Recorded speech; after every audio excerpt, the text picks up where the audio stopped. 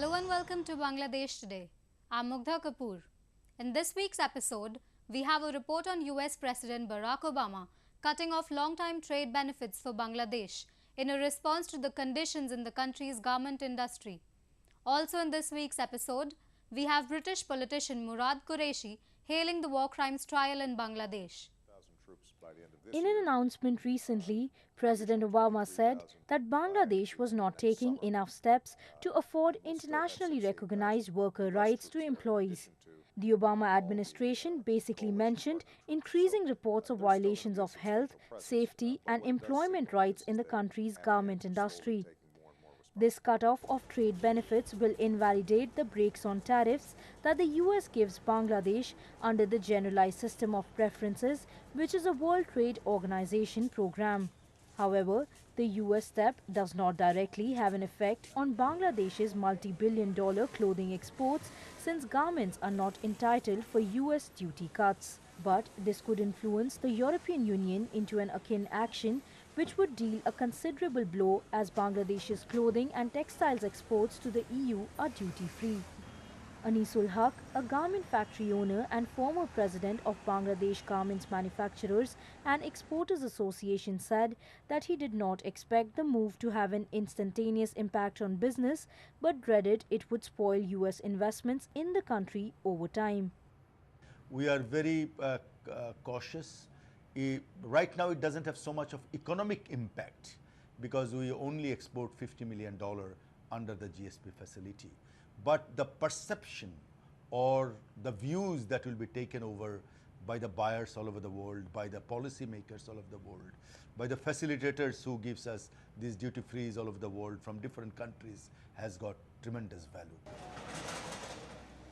The Bangladeshi factories came under global spotlight after the collapse of the Rana Plaza garment factory building in April this year that had killed 1,132 people, and the Tazreen factory fire in November last year that killed 112 workers.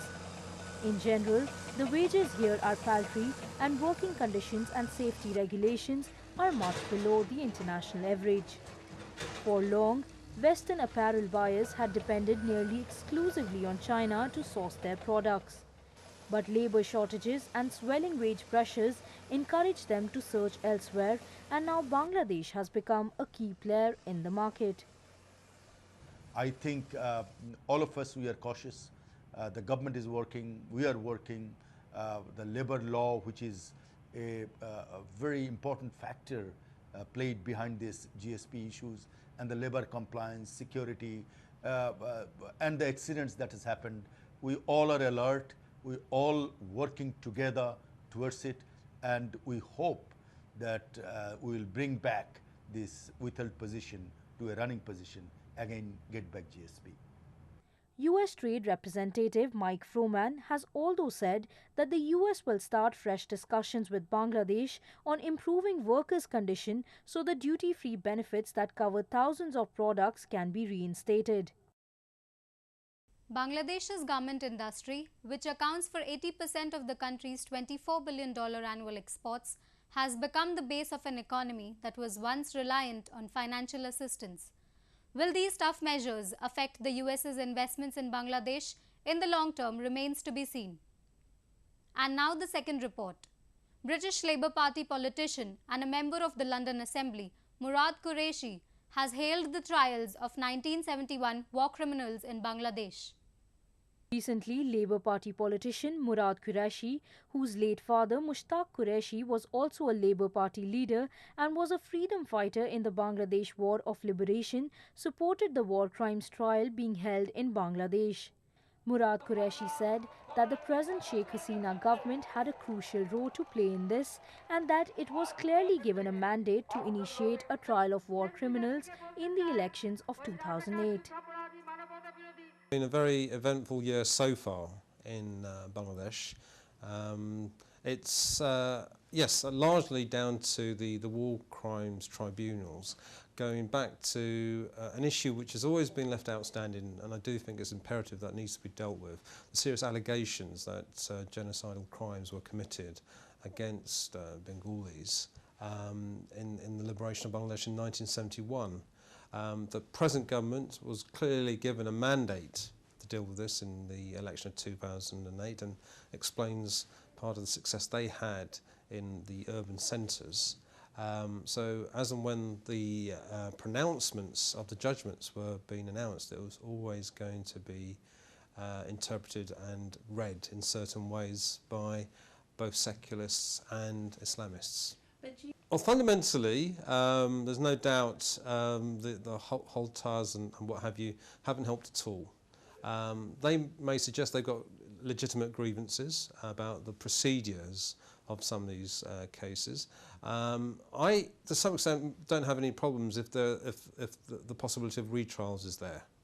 But let's also not get away from the reality is that this has to be dealt with, and I think some of them harbour this suggestion that if they riot enough on the streets, they can get their people acquitted. That isn't going to happen.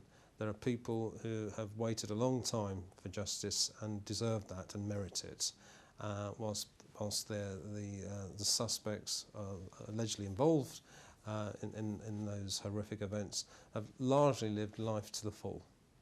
The War Crimes Tribunal that was set up in 2010 was mandated to indict the guilty, even though 10 of the 11 on trial for rapes and genocide during the Bangladesh Liberation War belonged to the Jamaat-e-Islami, an ally of the opposition BNP. Jamaat was always like that. It is not new for Jamaat to behave in that way. It is not new for Jamaat to act violently. It is always a violent organization. It has been a violent organization since its inception. If you look back in the British era, when we were under the British colonial rule, when Jamaat was born, when Maulana Maududi was the founder, he founded this party, this organization, and his main approach, his theory, his teachings to all his disciples was like that violence, Islam needs violence. And this Maulana Maududi, he was opposed by the then Islamic scholars of that time. All the famous Islamic scholars of the subcontinent, they opposed Maulana Maududi that no, this is not Islam. This Islam is a peaceful religion, it believes in peace, it believes in development, it believes in education, it believes in spiritual development and harmony of all the people of the society. It does not believe in segmentation of the society. It does not believe in communalism, but Jamaat believed it. And this is Maulana Maududi who introduced this bad and black theory in our culture, in our religious culture. Our Islamic saints and Darwish, Pir, Fakirs, our Sufi saints, they were not propagating violence in the name of Islam.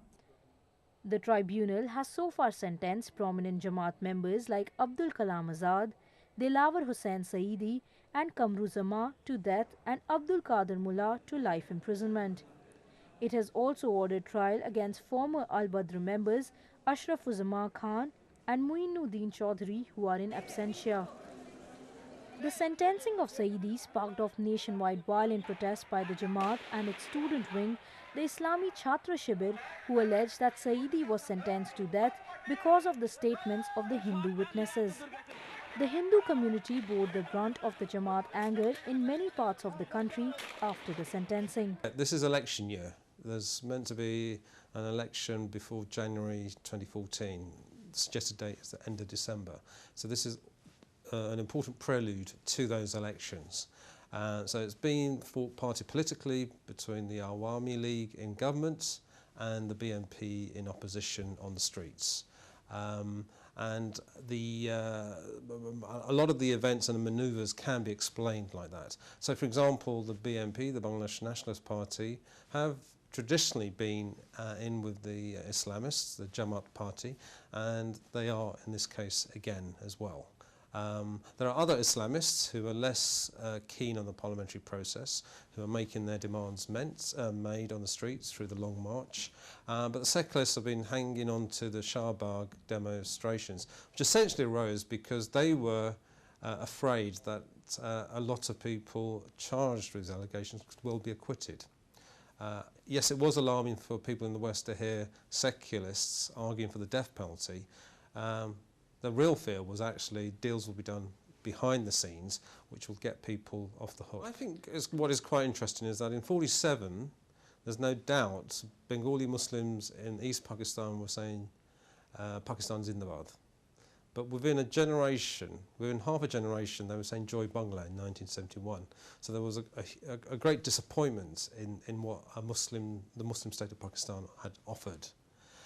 We have a majority Muslim population, and I think we shouldn't forget the minorities as well. We've actually been losing our Hindu population substantially since 47 and 71, and more recently as well, moving essentially to West Bengal next door in India.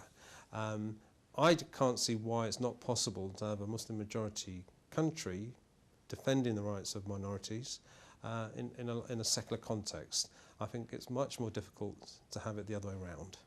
I think what we have in Pakistan sometimes with discussions of who's a Muslim and who's not, which is essentially the argument with the Ahmadiyas, the Shias and what have you, is something I don't think Bangladesh needs to deal with. What it really needs to deal with to go forward is the tragedy of the building collapse in Sabah and the threats that poses to the garment industry. Bangladesh's future is an economic one, and it's important that it gets back up to those 6-7% rates of GDP growth that it was doing annually. I've got no doubts all the events in recent time have not helped, but justice needs to be brought as well for the country to move forward. The tribunal's verdict to sentence Abdul Qadir Mullah to life imprisonment and not death ignited public ire that was propelled by social activists who use social media as a revolutionary tool to organize mass protests and raise awareness of the movement. Actually, it is the people, not the government, who should face this type of evil forces. Government is just a caretaker of the people's emotions and people's visions, expectations, etc. And what I feel that the people should come forward first to face this type of religious fundamentalists, these fanatics. They should oppose all these fanatics, and then government has a role, of course, to honor the sentiment and emotion of the people. Government has a role to achieve the objectives of the country. We want Bangladesh a prosperous, exploitation-free, poverty-free, illiteracy-free Bangladesh. This Bangladesh, we have a dream that this Bangladesh will be technologically based. This Bangladesh will be not a very poor country. It will be a middle-income country. It will be a democratic country. And social exploitations will not be there, exploitations by the rich will not be there, exploitation by male will not be there. So, it is a country we are all the people of Bangladesh, we are demanding, we are having a vision of this type of country. Now, these fundamentalist forces, Jamaat Islam or other fundamentalist forces, they want to bring the country backward, to pull the country backward, and because if this happens, if all the people are being educated, all the people gets proper education, food and exploitation free society, jobs, etc., their fundamentalist politics will be ruined. There will be nobody to support this type of fanaticism, this type of violence, this type of fundamental activities. Our people, they want to live in a communal harmony. We want that Bangladesh.